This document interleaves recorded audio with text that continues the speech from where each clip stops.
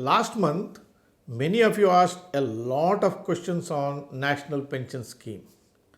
I had produced a frequently asked question video prior to this. In today's video, I am going to answer more of your questions, the questions that you asked me in the last 1 month, which are general in nature. Answering these questions may help others also. I have decided to do a video on this. This is NRI Money Clinic for you, and I am Dr. Chandrakant Bhatt, investment consultant and a financial planner.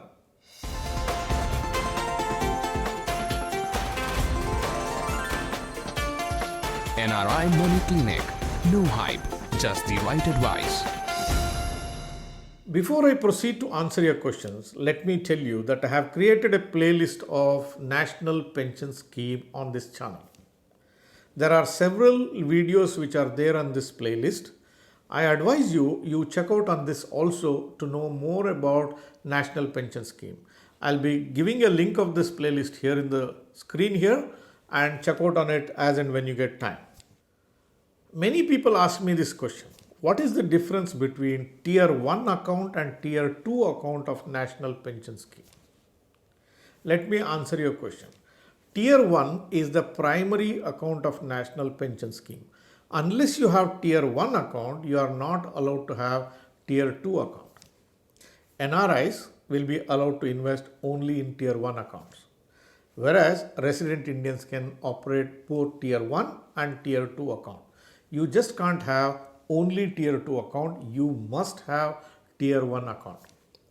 Tier 1 account is the non-withdrawable account. That means you can contribute into this Tier 1 account, and only when it matures by age 60 or more, that is the time you can convert this into pension, or you can withdraw a portion of the money as a lump sum. Whereas the Tier 2 account can be withdrawn anytime you like. It does not have any restrictions around that. Now, whatever the tax benefit that is given under National Pension Scheme applies to contributions which are made only into the Tier 1 account. For Tier 2 account, you are not entitled for any tax benefits. These are the major differences between Tier 1 and Tier 2 accounts. Another questions asked by many is, what documents are required to subscribe for National Pension Scheme? You need a set of documents to apply for National Pension Scheme. Anyone who wants to apply for NPS must have a photograph. They need to have their PAN card. They need to have their address proof, and they need to be having their bank account proof. These are the mandatory records which are required for you to join the NPS scheme. If you are an NRI, in addition to this, you need to be having the passport copy as well. And you need to be having Indian bank account, that is NRE or NRO accounts as the bank proof to join NPS. If you were to be an OCI card details are required, and in addition to that, you also need your overseas address proof. These are the documents that you need to join the NPS scheme. One another question which many people asked is, what kind of choices do we have to make when we subscribe to National Pension Scheme?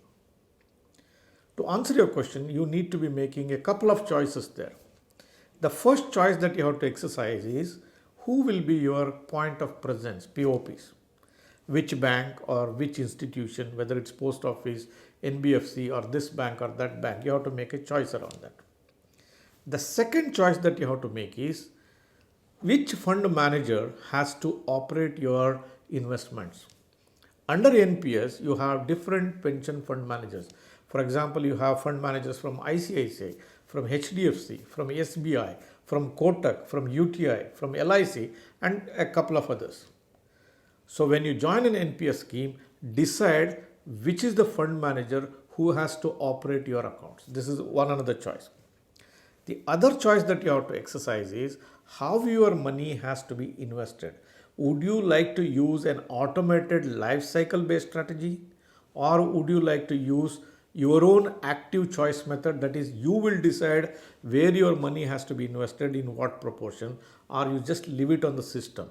So you can choose an automated strategy, or you can use an active choice method. If you ask my advice, I would suggest you you make best use of your life cycle based strategy, either an aggressive one or a moderate one or a conservative one, as per the risk profile, as per your comfort. So this will make sure that your monies are handled as per a process and there will not be much of a mistakes. A frequently asked question to me by many is, what can I do to make sure that I will get a large pension when I decide to have a pension from this account? There is no simple answer to this. There are many things that you have to do. Number one is start as early as possible. When you start very early, the time that is available for you to build a big pension corpus will be more. And this works very well when the compounding of interest takes place. If you have a short tenure, the corpus that you need to build may not be sufficient enough to get a large pension. The second thing that you have to do is don't be hesitant to expose your money to a little bit of a market exposure. Use the automated strategies, maybe an aggressive portfolio or a moderate portfolio. Use that, give the markets to work around your pension corpus, and that will help you to build a larger corpus. The larger the corpus, the higher the pension that you will get. The third thing is, don't be in a hurry to convert into pension when you reach the age of 60. If you need money, that's a different thing. If you don't need money, you could be having rental income. You could be having some money in the banks. You could be having some money in the mutual funds. If you are not in an urgency to generate a pension out of this, better push it to a future date. You can hold your money in the NPS scheme up to 70 years of age. You are not under any kind of a compulsion to convert it into a pension. Likewise, it is better if you choose a proper time to convert into pension. It's better when the interest rates are higher. As we all know, interest rates will move in a cycle. They move up, they come down. Currently, we are going through a lower portion of the interest rate cycle. If you wait for some time, the interest rate cycle will also turn upwards. It is better if you wait for an opportune time so that you will have a higher pension when you decide to have a pension. One another important question asked by many is, after joining the National Pension Scheme, how do we evaluate the performance of the money that we have invested in the NPS scheme?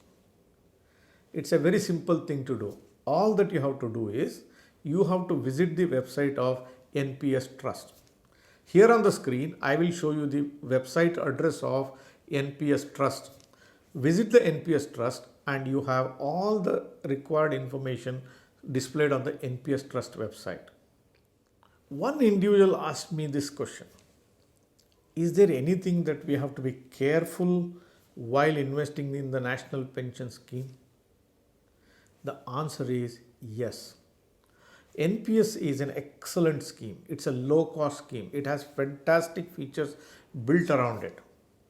The only thing that I would advise everyone to be cautious is, don't be trigger happy and put large amounts of money under National Pension Scheme.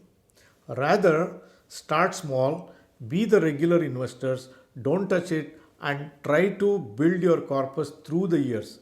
Suddenly, don't get attracted to it because it's a low cost scheme and go and put large amounts of money on this.